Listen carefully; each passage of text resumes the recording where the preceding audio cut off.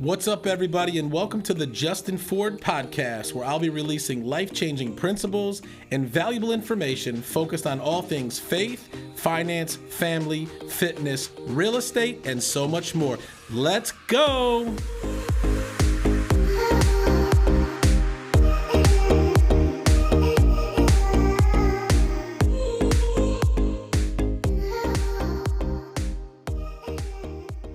What's up, everybody, and welcome back to another episode of the Justin Ford Unleashed podcast. Super excited to be with you here again today. Hopefully you've been doing great since the last episode. If you are loving the show, do me a favor, go ahead and hit the subscribe button here on YouTube or to your favorite podcast platform. And if you're really loving the show, go ahead and share it on your social media. Leave us a 5-star review. Tell us how you're loving the show. And if you haven't followed me yet, you can on social media at The Official Justin Ford. Again, at The Official Justin Ford. You can find me on Facebook, Instagram, LinkedIn, TikTok, Twitter, and also here on YouTube. Got an absolutely incredible episode in store for you today. An incredible guest is in the studio. But before we get into that, I wanted to remind you that this episode is brought to you by my friends over at Next Door Lending. Next Door Lending is a team of professionals that believe everyone should be treated as if they live next door. The founders and team members have more than 150 years of combined experience helping clients all over the country choose the best loan program to help you accomplish your goals. Next Door Lending is currently licensed in 23 states and has over 100 professional loan officers specializing in helping you get the best rate and terms. Whether you're looking to refinance your home or you're looking to purchase your next home, call my friends over at Next Door Lending today at 888-885-3667 or visit their website at nextdoorlending.com. I am super excited and honored to have one of my great friends, coach, and previous guest back in the studio, Mrs. Kate Simon. Justin. Hey. Thanks for having me. Oh, super excited to have you back in. Yeah, me too. It's been a minute. It has been a minute. Super excited to have you again. Thank you. So last time you were here, you had told us that you had just become a mom. Yes. Right? Yes. And some things have changed since you've been here since the last time. So it's been a little over a year. It's been a little over a year. What's new in the life of Kate Simon? Well, before we started recording, we figured that we met last March. So it was March 2022. Yeah. A little over a year ago. Yeah, we had you in March, the beginning of March. And we just discovered by going through photos from last March that 5 days later, I found out I was pregnant with my second. So Nora. Wow. And so Nora was born November 10th, 2022. And so she's just over 6 months now. So you went from being a mom to one a little over a year ago to now you're a mom of two. Yep. Wow. November 10th. Yeah. I didn't know. So my daughter's on the 9th. Oh, really? So Angelina's on the 9th. Yeah. That's cool. Yeah. So it's been a little over 6 months now. So yeah. It's pretty life-changing to go from 1 to 2. Yeah. I mean, the biggest life change is 0 to 1, right? Yeah. Oh, that's the biggest for sure. And people, there's like a lot of speculation. Like, is it harder to go from 0 to 1? Is it harder to go from 1 to 2? And I mean, the long and the short of it is it's hard in different ways. Right. Exactly. So when you have one, Andrew and I, we did a lot of like tag teaming where it's like, okay, you're on scarlet duty. You're handling this. I'm going to go take a break. I'm going to go recharge. Yep. Whereas like you don't get that with 2 kids. No. But with the newborn, well now, 6-month-old, that is a break compared to a toddler. And so if you remember those days, I mean, the toddler phase is arguably harder than the baby phase. So and speaking of you and Andrew, I crack up all the time when you guys post some of your chats on when Andrew's on baby duty and you're like working, and I crack up. It's so funny. I mean, it's like, so bedtime in our house starts at 6 o'clock. That doesn't mean anybody's in bed at 6 o'clock, but like that's when you know you're all right. It's time to start doing this. It's time to wind down. It's like bath time. We're cleaning up Nora. We're getting everything ready. Yep. It's a whole process, and then between 6:30 and 7, he takes Scarlett to try to get her down. Yeah. And between 7 and 7:30, I have Nora, and so our backs are technically like there's a wall dividing us where he's in the rocker with Scarlett and I'm in the rocker with Nora, and like I can hear what's going on in there, he can hear what's going on in there, and then usually by 8 o'clock, hopefully they're both down and we can move on with our evening. What's awesome is you guys are in it together. Yeah. And unfortunately, so many like moms or they either don't have that type of support from their husband or they're single, I know, raising kids, you know, by themselves, you know, and it's, you know, I think a lot of times people really don't understand what it means to be a mom, right? Let alone being a single mom trying to raise kids, you know? Yeah. And so I just love how you guys work together as a team to really, you know, do your best, right? Because being parents, it's not easy. So it's like the first one, you're like, holy crap, this is all brand new. Yeah. And the second one, you're like, all right, we've been here before. How has that been for you as far as like, you know, because when you have the first one, you're like, oh my gosh, we got to run to the crib every time the baby cries, or, you know, by number 2, you're a little seasoned. So how is that kind of changed with Nora? Well, there's a couple different factors at play. So with Scarlett, and I think there were some internal factors, but there were also some external factors. Mm-hmm. I didn't realize it. Until she was maybe 8 weeks old, but I had really bad postpartum depression. And which is a real thing. Yeah. And I didn't really understand how it would manifest. Like, I thought that, you know, postpartum depression was, you know, laying in bed and crying and like really being just like when you think of depressed, like the picture of depression, that's what you think it is. And then, so there was a company called Metro Detroit Doulas that I worked with before I had Scarlett, which like they did like your birthing classes and whatever. And, you know, I didn't know what I was doing. So I was like, hey, I'm going to take all the resources I can get. Yeah, for sure. And so part of their process was they like check in on the moms after the fact. And so she called me, it was like, you know, maybe 6 or 8 weeks postpartum. And she was kind of talking to me and just asking me questions. And I was like so in a fog, and I thought that what I was experiencing was normal, that like I was just telling her the truth about my experience. And she was like, I'm going to like send you this quiz. Like, can you take this quiz really quick? And I was like, yeah, sure. So I like took the quiz, and then she like called me back immediately and was like, hey, you're scoring really, really high for postpartum depression. Like, are you okay? And I was just like, I mean, I don't know. It's hard, right? But I don't know what this means and what this looks like. But how that was different with Nora, and we can talk more about that. We can or cannot. Yeah. But how it was different with Nora is I was really actually more nervous for my postpartum period than I was like the birth or anything else, because I did struggle so hard. Because of what you experienced the first time. Yeah. And it was, I mean, it was really challenging. I mean, like, first of all, I go from not being a mom to all of a sudden the most important thing in my world is outside of my body. Right. And, you know, I would have a visceral reaction every time Scarlett would cry. Like, I would feel it in my soul. Yeah. And I couldn't relax. I couldn't sleep.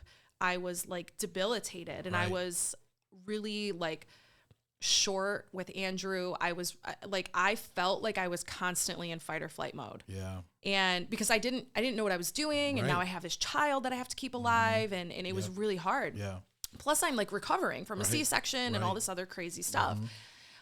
So with Nora, I really prioritized my postpartum healing. Yeah. Which, you know, America, and I don't want to like go down a whole path, but like America does not honor the postpartum period for women the way that they should. Yeah. Meaning, you know, like, okay, you have 6 weeks off, go back to work. And it's like, your hormones don't even go back to normal until minimum 12 months later. Yeah. And so when you're thinking about what you expect of a woman 6 weeks postpartum versus how long it actually takes for their body, their hormones, their mind, their heart, their soul to like heal, it's insane. Yeah.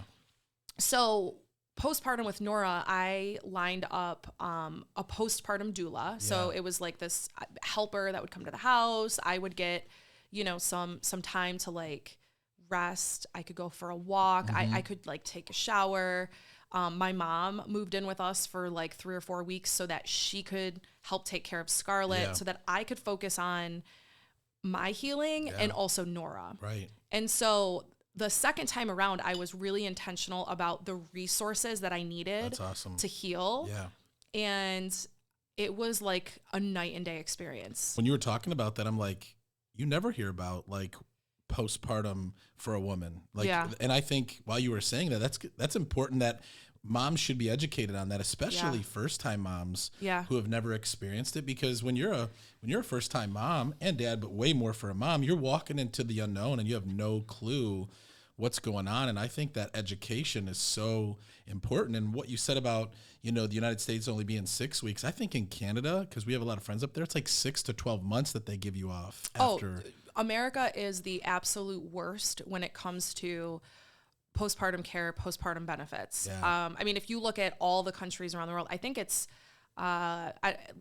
there's a country in like the Far East that they pay for like 6 months off, not just for the mom, but for the dad too. And then there's this practice in China that actually I used to like inspire my postpartum healing, where for the first 30 days, you're not like, they don't let the mom do anything. Like, she's in bed. They will hand her the baby. They feed her meals. Yeah. They don't let her do anything for 30 days. Wow. And then in America, they're like, I had a baby 2 weeks ago. Like, look at me go. And it's like, I can appreciate the hustle culture.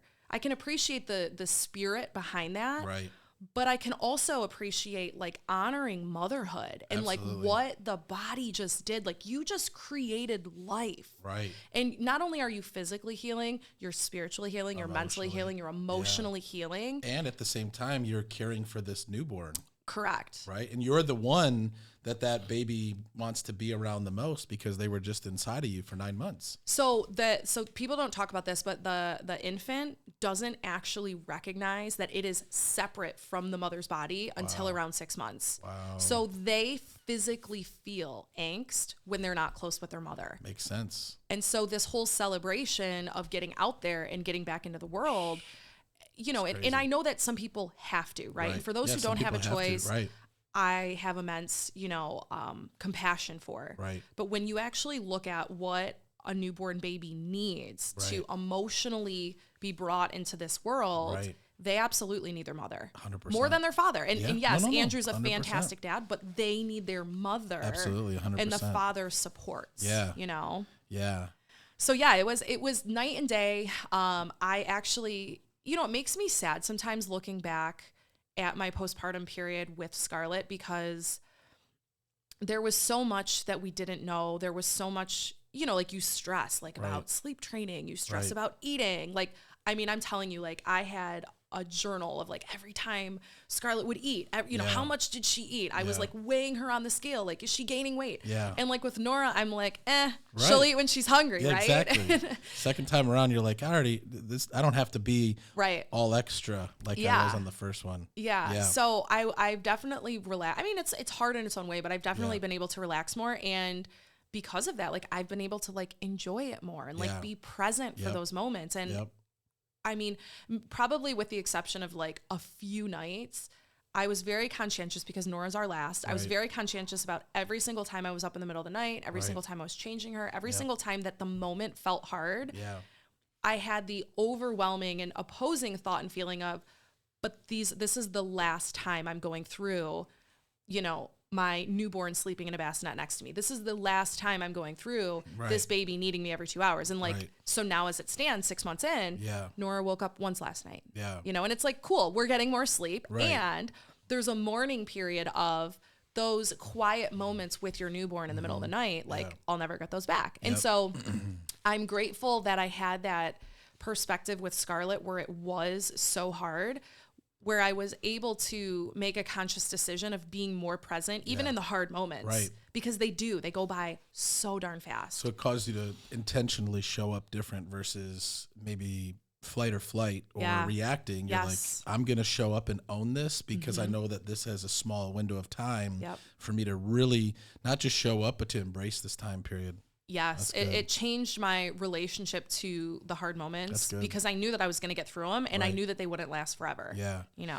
It's interesting that you say that, because that can be applied to almost any aspect of life, right? Because it really is a mindset thing, and when, I think so many times when people are going through even just tough times in life, people think, oh my gosh, this is how it's going to be forever. Rather than looking at, okay, this is a difficult season, this is a difficult time, maybe I'm going through a trial or a tribulation or an obstacle. What can I embrace in this that can help me, develop me? What's the lesson I can learn to prepare me for, when I come out of this? Yeah. Because we can choose how we show up for anything, right? Right. And I think you've helped me really do that a lot. And then obviously, for those that are listening right now, Kate was my first real estate coach back in 2019. This was pre-mom Kate. This was pre-wife Kate. This was Kate. I was a wife then. I got married in 2015 or 2014. Okay, so you were married in 2019. I was Oh, married. so you guys have been married almost 10 years? When did we? No, we got married 2016, but we met. So you've been, which is a funny story. Yeah, you've been together for a long time. We've been together for 10 years in October. Yeah, you were married in 2019. I remember. Yeah, I was married. So everything like before COVID is like kind of a. I know, it's like a different life. Honestly, it really feels like a before and after. Yeah. But in 2019, I came to the Glover U Live UnReal Summit. We talked about this in our first episode last year. Yeah. And I hired you as my coach, and I didn't know what I was signing up for. By the way, I didn't know what I was signing up for with you either. But it changed everything. And you really taught me how to show up differently in a lot of different ways. And we don't have to go into that whole thing because anybody listening can go back and listen to the first episode last year. But even today, how I show up, and even when I'm, kind of going through a change or I'm needing some advice, I reach out to Kate. I know, and I'm so grateful. Yeah. Yeah. And so, I'm wearing the shirt today, Live UnReal. For those of you guys that don't know, Kate is the head coach at Glover U, which is pretty incredible. Thank you. And next week, the Live UnReal retreat. Yeah. Yep. Yeah. So we're next Sunday, Monday, Tuesday, and Wednesday. So what is that? The 19th or 17th or 18th? Yeah. And today is what's today? The 12th. Yeah. Yeah. Yep. Yeah. So next week. I know. Live We're UnReal excited. retreat. We're excited. We're having Ed Milet. Which is going to be exciting. Yep. So did you hear the story about like how we were introduced to Ed Milet? No. So when I say introduced, I mean like we saw him speak for the first time. So Jeff Taylor and I, this was like post-tour season, post-event season. Yeah.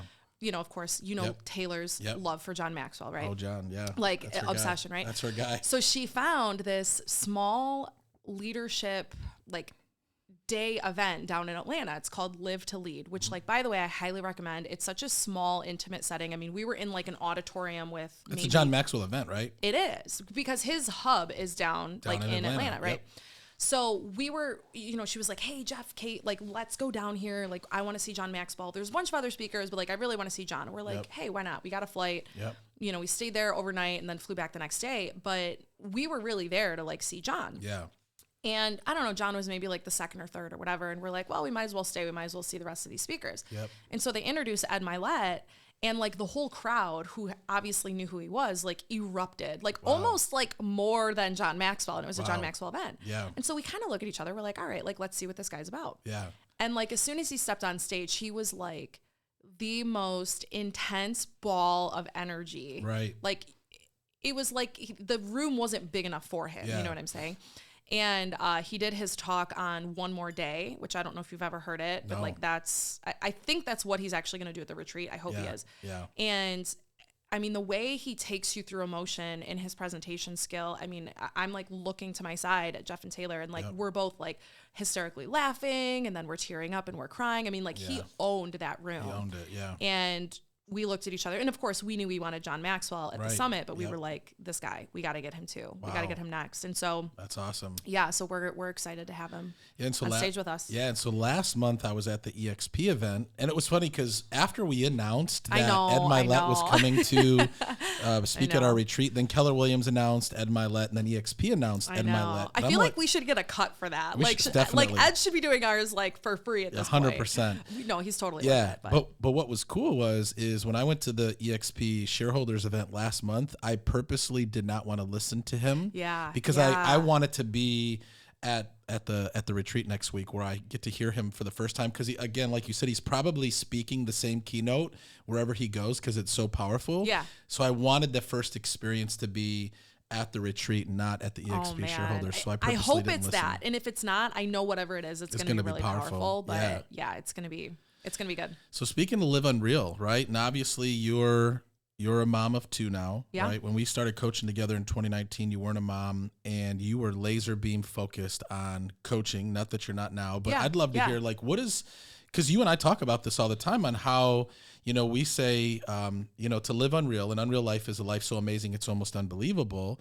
And what's cool is, and you challenge me on this, is like success and what unreal looks like to you changes based on the season of life that you're in. Right. And I know for me, the longest time it was make enough money, create success, live in a nice house, create a lifestyle for my family where I feel like I had arrived. Yeah. And I remember, speaking of depression, I remember coming to you like depressed and discouraged, like I feel so lost because I've kind of hit all of the metrics and the things that I wanted to.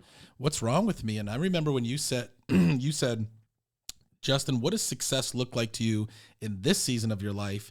Immediately, it wasn't even like a day, a week, a month. It was like after that conversation, everything changed for me because I felt like I had achieved success or I had arrived at my unreal life. And I'm like, now what? Now what? And so it's been cool to see now what does an unreal life look like for me and what success looks like for me right now. So what does it look like for you right now? Because I know it's different, right?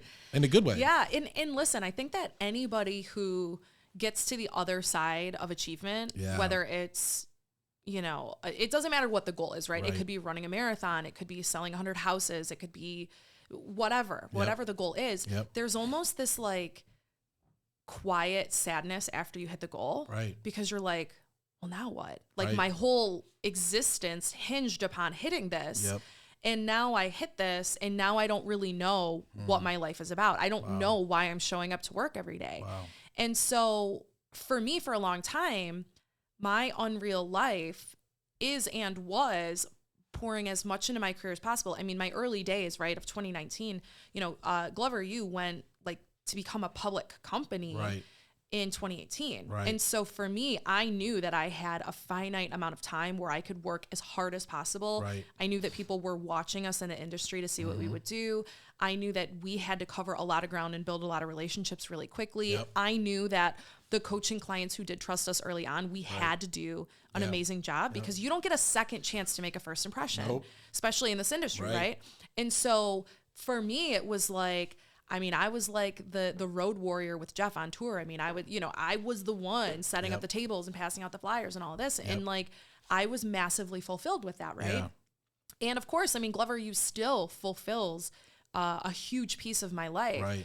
But what happened when I became a mother is I realized that intense striving energy was now bound to take me away from a bigger purpose. Right. And so, listen, I'm all about loving what you do and having fulfillment in your career. That is like peak life experience, right? Like there's not a lot, it is a privilege to wake up Monday morning and love what you do. Of course. And to be able to make good money and all this. So I don't take that lightly.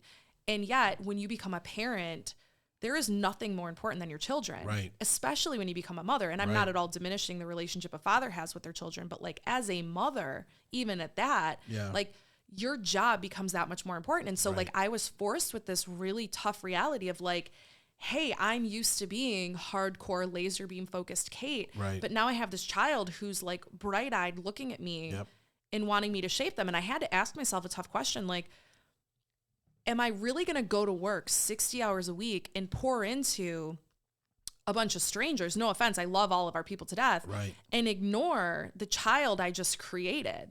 Right. And so when we're talking about influence and impact, the strongest, most important influence and impact I have is on my family. Absolutely. It's on my daughters. Right. And so I had to start asking myself if the way that I was showing up, the way that my schedule looked, the way that my commitments looked, was matching the priority I had for the type of mother that I needed to be. And I realized that it didn't.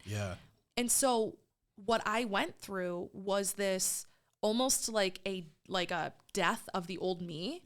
Because just like you, so much of my perception of self and value and worth was on this external validation that I got because of my work with Glover U. And by the way, there is nothing wrong with that. Yet when you're hit with a life circumstance that forces you to have to step back from that, it can be devastating to your self-worth if it's only built around external circumstances. And so I had to get to a point where I realized that the suffering I was experiencing inside of my head around striving, success, being a girl boss, you know, all these things people say, like, that was a belief that I took on, and I get to set that down. Right. Like, that was a belief that was impressed upon me by other people that I leaned into because it felt good. Right. And at some point or another, it stopped feeling good, right, because it was costing me in areas of my life that were more important to me. Yeah. And so rather than feeling like that's no longer true for me, right, I'm no longer successful, I'm no longer X, Y, and Z, right, I decided to start asking myself different questions and form a different belief. That's awesome. Because all of that existed right, in the world of a belief that I had. right. And so if that could exist in a world of a belief that I had, what that means is I get to change my belief about what success looks like and means to me. That's awesome. Does that make sense? Absolutely. And I think it goes into what you and I have recently talked about, and what you've talked about, you know, for a long time to other people, is the difference between achievement and fulfillment. Yeah. Yeah. Can you touch on that?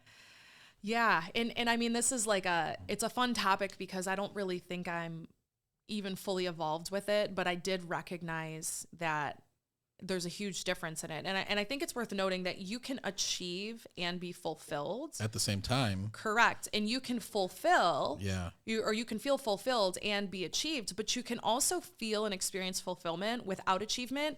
And you can also experience achievement without fulfillment. And that was one thing. Like, they're not mutually exclusive. No, they're not. And I remember when we were coaching, you would always ask me, are you doing this to just have another, you know, shiny award, or, you know, hit another mark? Because I think what you found in me was, even though I was striving and I was looking for the next achievement, I wasn't fulfilled. Yeah. And I think, and I don't know if it was you, but I know we've had this conversation where we kind of both came to this realization together that, let's say, and let's just use an average 40-hour work week, even though we know that you know, most realtors work more than that, whatever. Oh no, this was me. Yeah. Right. We did like, this okay. together. So let's take the average 40-hour work week. And we talked about, if you were as intentional as you could be with every single minute of a 40-hour work week, let's say every 15 minutes, you're taking a listing, say every 10 minutes, you're taking a listing. At some point or another, we can take your achievement from selling 20 houses a month to 40 houses a month to 80 houses a month. But guess what? There's still only 168 hours in a week. And so fine, you work through your 40-hour work week. You want to fill up 50 hours. You want to fill up 60 hours. Guess what? Eventually, you're going to hit a ceiling where if you decided to work every minute of that week, 168 hours, you're still going to hit a ceiling of achievement. Yeah, 100%. And so that, you know, and that might be at 40 hours, it might be at 60 hours, it might be at 80 hours, but everybody's going to reach that. And so we had to start asking the question then of, is the cost of what it takes to achieve X worth the payoff that you get? Because it's so often, and this was you to some degree, but it's also a lot of clients where they'll say to me, Kate, I want to sell 100 houses a year. I want to sell 200 houses a year. I want to be the number one team in the area. And that's fine. We can carve out the plan. I got the plan. We'll tell you what to do. I'll hold your feet to the fire. We'll make it happen. But inevitably, we have to ask the question eventually of, does showing up to do the work of an agent who sells this many houses a month or this many houses a year, does that feel good for you? Right? And so, you know, I'm not using you specifically as an example, but you can, you know, like, are you still praying? Are you still working out? How's your marriage? And do your kids hate you? And you would ask me those questions. How's your mental health? And it's like, cool, you're making a crap ton of money, but you're miserable. So like, why are we actually doing this? And so what we had to figure out together is where does success and fulfillment intersect, and where does success keep climbing and fulfillment start to go down? And we had to make sure that we were keeping you at peak success, but also peak fulfillment. And you know what's so interesting about that is, and I always say this, there's so much peer pressure in this industry. I know. So much, right? You know, to sell more homes, to grow your team, you know, what's your GCI? How much volume are you closing? I know. And this year, which is interesting because back in 2019, before 2019, my average sales price was like 150, right? I was doing a lot of, homes in Downriver, which there's nothing wrong, in Downriver, Sure, but I was living in Plymouth, and I had a limiting belief about doing higher price points because I didn't come from that those areas. And I remember when you talked about the 40 hours and this and that, you said, Justin, how many hours does it take you to prospect, set an appointment, go on a listing? And I would say, whatever it was. Okay. And if this is your average sales price, then what's your average commission? Okay, this is it. And so let's take the average commission and divide it by the hours that you worked to do this, take this one listing and sell it.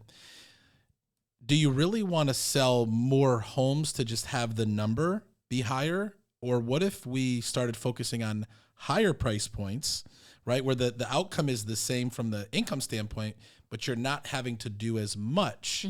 And we set a contest that month, and you said, okay, I challenge you to only take listings over 200,000, which again, going from 150 to 2 is different. Sure, yeah. And you said anything below 200, give it to your team. And I'm like, holy crap, I'm giving up deals if I do that. I'm like, okay.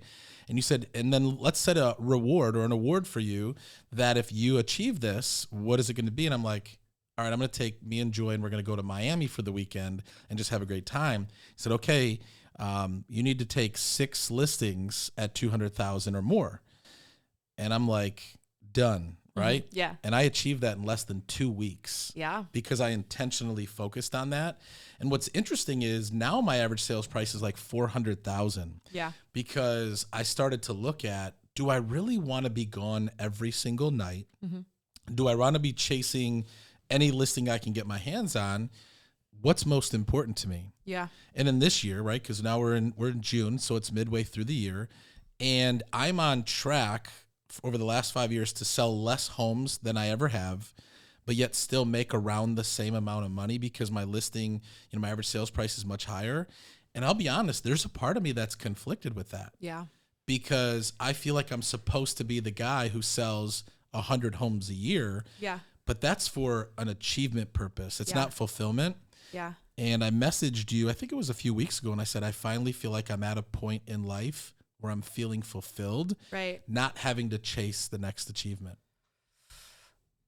Yeah. And listen, it takes a level of self-awareness and comfort. And I don't even want to say going against the grain, but what I will say is you have to own your story. Yep. You have to own the dialogue about yourself. And so I realized this when I got pregnant with Scarlett and postpartum with Scarlett, who's my 2-year-old, everybody expected, and I know everybody was being very loving and supportive and they didn't mean anything by it, but everybody was like, oh, you're going to bounce back so quick and you're going to become this, super fit mom and you're going to do CrossFit and you're going to everybody was expecting me to get back to this, this other version of you. Yeah. And I did feel external pressure. Like, who would I be if I didn't immediately get back to that? Who would I be if I wasn't the person in the CrossFit gym or in Lifetime 5-6 days a week? Right. And I felt super conflicted with that too, because I like somehow made this name for like being like the fitness person in Glover U.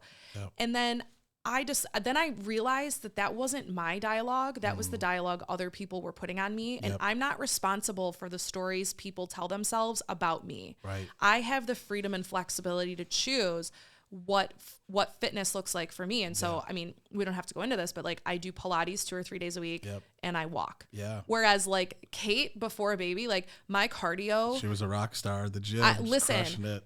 Bringing microwaves to the retreat. You know how Joy, she does like the, the 10 grade at 30 minutes. Yep. I would sprint at a 10 grade. Like that was my cardio because I was in a place where my fitness was so high that I had to do extreme things to challenge my heart rate. Right. I had to literally put the treadmill at like a level 10. Otherwise my heart rate would never break 140, which is like medium. Right. Yeah, exactly. And so I had to really ask myself, does this feel true for me, or is this an external story that others are impressing upon me? That's so good. And I had to get at peace with the fact that if I'm no longer inspiring to somebody because I'm not checking all these boxes, I'm fine with that. Because listen, it is a byproduct or a side story if I have a chance to inspire somebody or motivate them. Yeah. But I'm not put on this planet Right. just to be an inspiration for you or anybody else. Yep. I'm on this planet to go through my own journey. And I have the freedom and flexibility to still be a work in progress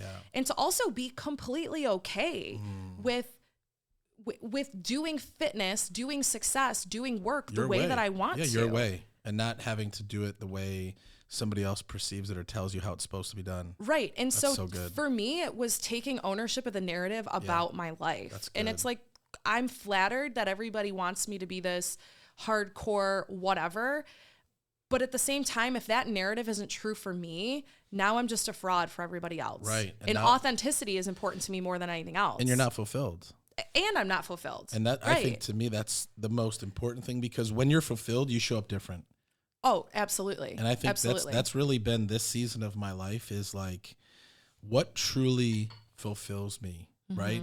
I no longer feel I have to strive to be accepted. I no longer have to achieve to be recognized. Like I can truly experience fulfillment and finally feel like this peace, you know, on the inside of not having to perform or strive.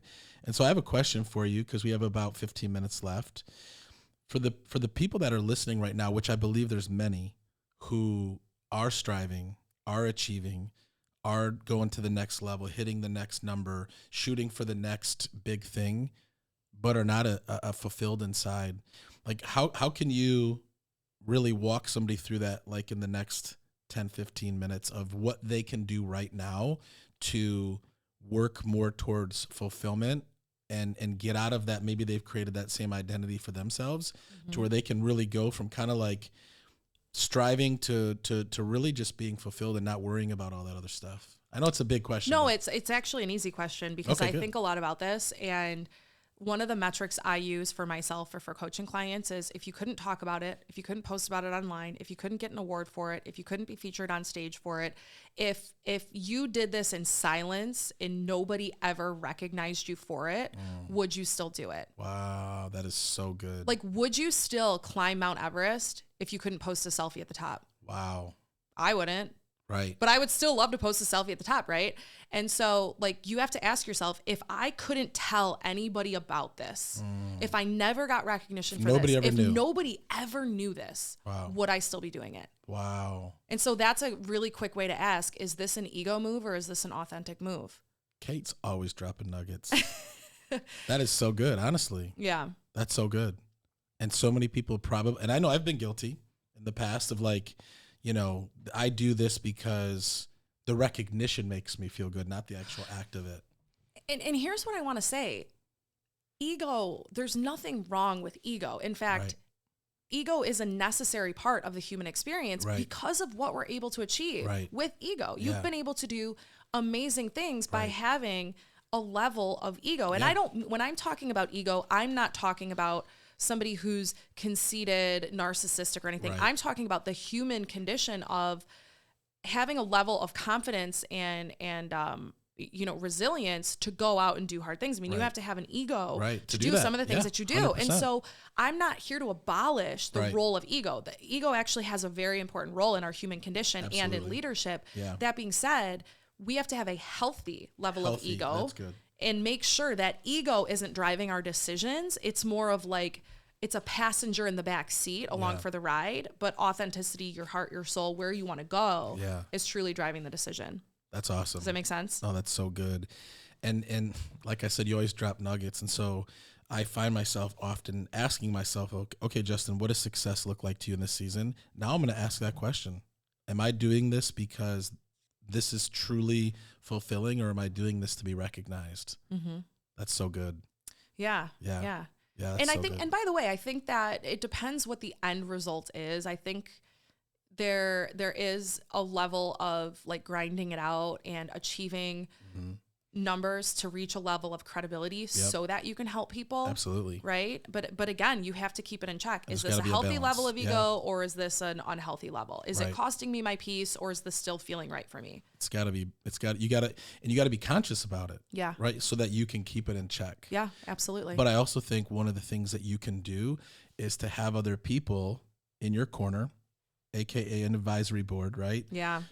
something that you told me about in having a relationship like I have with you, of being okay to be told the truth, right? Being okay to have people in your life that say, Justin, I think this is an ego move. Or asking, right? Is this an ego move, or is this something that you're truly fulfilled about? And that's one thing that I love and appreciate about you so much, is you never tell me what I want to hear, and you always lead me down. That's not true. I tell you sometimes what you want to hear. Okay. Well, you told me yes to come on the show, so I appreciated that. But no, honestly, you always lead me down a path of self-discovery for me to really ask myself questions and really look within to find out, why am I doing this? What's the purpose of this? And is this really what I ultimately want?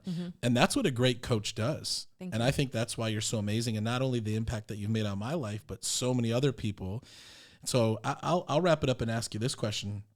From a business standpoint, we know that, family is definitely the highest priority for you right now, which it should be. But from a business standpoint, from a coaching standpoint, what are you excited about right now? And what is the next 12, 24 months look like for you? Because I know you have a lot of things that you want to accomplish and do, to make an impact on people. So right now, behind the scenes, we're doing a really big push for talented coaches. And I know that there's a million talented coaches out there. So, this is not an invite to DM me your resume, although please, I'm interested, right. If we want to have a conversation, we look for specific things at a bare minimum. If you're involved with Glover U, ideally in some form of coaching. Yeah, for sure. And it's funny. I mean, sometimes we get applications for people that are like, hey, I want to be a coach. And it's like, we don't even know who you are. We don't even know who you are, but like, have you ever even been to one of our events? Right. And it's really important to us that the people who are coaching with us live, breathe, succeed through us first. 100%. Otherwise, like it's, whatever. Yeah. So our big goal is obviously we need to now succeed through others, right? Yep. I mean, I still have a coaching load. I have a smaller coaching load now. I love the people that I'm coaching.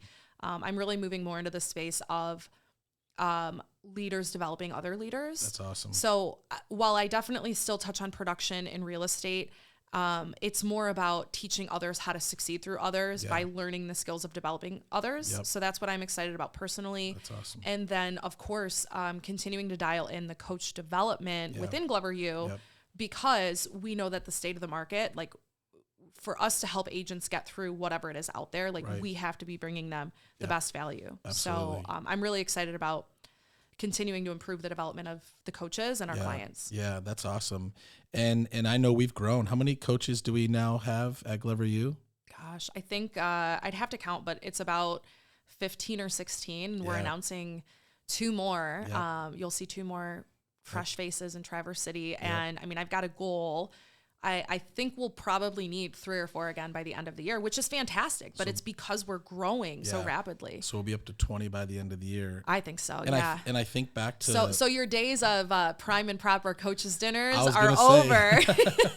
Yeah, I remember those. We'll now have pizza parties. But I was going to say, I remember that first coaches retreat that we did at the Book Cadillac. It was that small room, and there were like 5 of us in there. Yeah. It was and out of the small. 5, 3 was you, Jeff, and Taylor. Right. Yeah.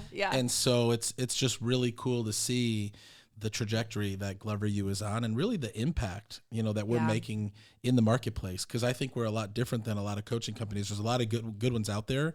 But what I love about, where we are, and I even heard this at the EXP event last month, because I had a lot of people come up to me that either follow us or have been to our events, and they're just like, you guys have the best events because of the content and what you actually teach and train, from a production standpoint. And it's not just rah-rah, it's not just fluff. It's really like, how can we teach agents to go out there and win in this market? We're not teaching the same stuff we were teaching 2 years ago. Yeah. And that's one thing I love about Jeff being in the trenches, and all of our coaches, that we're in the market, right? We're on the ground. We're not just like people who did it years ago. We're doing it now. Yeah. Therefore, we can train and teach and coach on what needs to be done now. Yeah, exactly. Awesome. Well, look at her coat. Can we show Kate's coat? Look at this coat. That is a sweet coat. This. It's like I'm ready to go to a rave or something. And what's crazy is what you're seeing on the screen right now. It doesn't really look like that as I'm looking at it, but that camera just makes it bling. I mean, you can tell it's like Is it iridescent? It's like iridescent something, yeah. But it's not. It's very like 80s. It's so sweet, which 80s stuff is coming back. I know. But it doesn't look like that. That looks so sweet on the screen. It's pretty cool. We noticed that when you first sat down. Any final words? I would just encourage everybody to think about what success looks like to them, not everybody else. Right. And when you silence the noise, when you silence the wishes, when you silence the validation that you get from showing up the version of yourself that other people expect you of, ask yourself the tough questions of, what do you really want? What would you do if nobody else was looking? What would you do if you couldn't post about it online? You couldn't talk about it. You couldn't win an award for it. You couldn't be recognized for it. And start living a life more aligned with that, because at the end of the day, our time is finite. I don't know if it's today. I don't know if it's next year. I don't know if it's in 50 or 60 years. Right. But I have to answer to whether or not I'm making the best of the time that I have. And the final thought I'll share is, we talk about this whole notion of living an unreal life. Yeah. And so many of us miss the fact that we have a chance to do that every single day in the small decisions that we make. Mm-hmm. We have a chance to say yes to the things that we're in alignment with every single day. Wow. And the more often we're in alignment with what that looks like, and the more often we're making decisions that feel good to us, the more often we're living an unreal experience every single day. So good. So living an unreal life is a process of removing the distractions that pull you off course rather than a destination that we have to achieve every single day. Does that make sense? And when you realize that, this whole notion of doing more, you start to look at it through a whole different lens. Wow. Man, I love having you on the show, Kate. I know this is your second time. We're definitely going to have you back a third and a fourth, because you just bring the heat and drop the nuggets, and I really appreciate you. I appreciate you. Thanks so much for having me. Yes, absolutely. And for those of you guys that are tuning in right now, you still have 1 week, well, actually less than a week, to join us up in Traverse City at the Live UnReal Retreat. You can go to gloveru.com/retreat, and you can join us next week in Traverse City. Hear Ed Milet, hear Kate, and hear yours truly open up the conference with the Live UnReal formula, which I'm super excited to share. And so thank you so much for tuning in today. We appreciate you being here. This has been another episode of the Justin Ford Unleashed podcast. If you loved the show, do me a favor, hit the subscribe button. Definitely find us on Facebook, Instagram, LinkedIn, Twitter, YouTube. You can also find Kate Simon. You can find her on social media. You can also go right to the gloveru.com website and find her information there. And just to remind you guys, this episode has been brought to you by my friends over at Next Door Lending. Next Door Lending is not just a sponsor of our show. This is the lender that I entrust with all my buyers. 5-star customer service. They have over 600 plus 5-star reviews, A+ Better Business Bureau rated, best terms, best rates, best experience that your client will have or you will have. So if you're looking to purchase a home or you're looking to refinance your next home, call my friends over at Next Door Lending at 888-885-3667 or visit their website at nextdoorlending.com. Again, I always like to end the show with 2 things. Number 1, it's not how you start. What matters is how you finish. And number 2, with God, all things are possible. God bless you guys. Thanks for tuning in, and we'll see you on the next one.